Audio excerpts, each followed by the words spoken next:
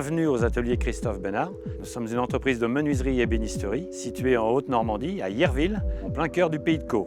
Mon père avait une formation de menuisier, mon père travaillait tout seul et j'ai une grande passion, c'est l'histoire de France. J'ai toujours voulu avoir un château, j'ai toujours voulu avoir un manoir, j'ai toujours voulu avoir une belle église. Je me suis très vite aperçu que j'en aurais jamais. Par contre, par la passion de mon métier, la menuiserie, j'ai plein de châteaux, j'ai plein d'églises et j'ai plein de manoirs. Tout petit, quand on est fils de menuisier, on travaille dans un atelier, tout petit on prend un morceau de bois, tout petit on prend un marteau, tout petit on prend une pointe et on en arrive très vite au premier assemblage. L'assemblage le plus simple, le plus basique, c'est 2 pièces de bois, un marteau, on fait une croix, on fait une épée et on joue avec. Et très vite on en arrive à l'assemblage un petit peu plus complexe, l'entaille à mi-bois. Et de l'entaille à mi-bois on passe au tenon et on se prend très vite au jeu. Et on arrive tout de suite à vouloir devenir un inconditionnel de ce métier. On est spécialisé dans le bâti ancien. On travaille pour les monuments historiques, on travaille pour les architectes des bâtiments de France, pour les architectes du patrimoine. On est spécialisé véritablement dans la menuiserie bois, menuiserie de fenêtres, menuiserie de portes, et on fait beaucoup de restauration d'édifices religieux. Ce que je préfère dans l'ébénisterie, c'est le mobilier liturgique. J'adore travailler le massif, il me faut véritablement le bois qu'on va chercher en forêt, qu'on coupe, qu'on abat, qu'on fait sécher et qu'on modifie, qu'on module à la main, de façon humaine.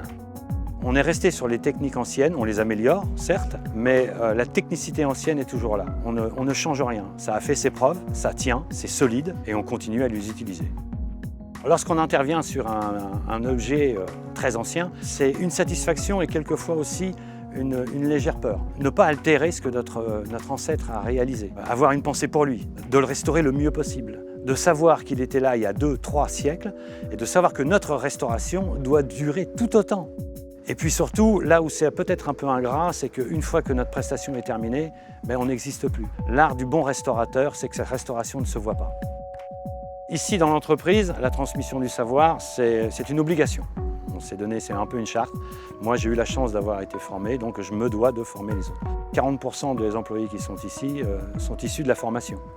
Ce qui m'embêterait le plus, c'est de savoir qu'après moi, je n'ai personne qui puisse continuer à restaurer les monuments que j'aime tant. Mais là, aujourd'hui, on est sûr qu'au moins, on aura de très bons menuisiers et de très bons ébénistes derrière. On forme avec les CFA, on forme avec les compagnons, on forme avec les lycées, on forme en menuiserie, on forme en ébénisterie. On forme tout le temps. Le patrimoine, c'est notre histoire, c'est notre culture, c'est notre vie. La transmission de l'amour du patrimoine, elle se fait dès le départ. Les jeunes qu'on accueille, on leur demande leur projet professionnel.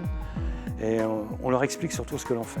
On leur explique également qu'ils vont avoir la chance de visiter les monuments les plus prestigieux et d'aller dans des sites où le commun des mortels n'a pas accès. Également les intéresser sur le métier et leur faire aimer l'histoire de France. Elle est si belle. Et à travers ça, ils deviennent systématiquement des passionnés de leur métier. C'est l'avenir. C'est l'avenir, l'artisan en 2014. On a beau dire que c'est dur, mais c'est dur dans tous les métiers.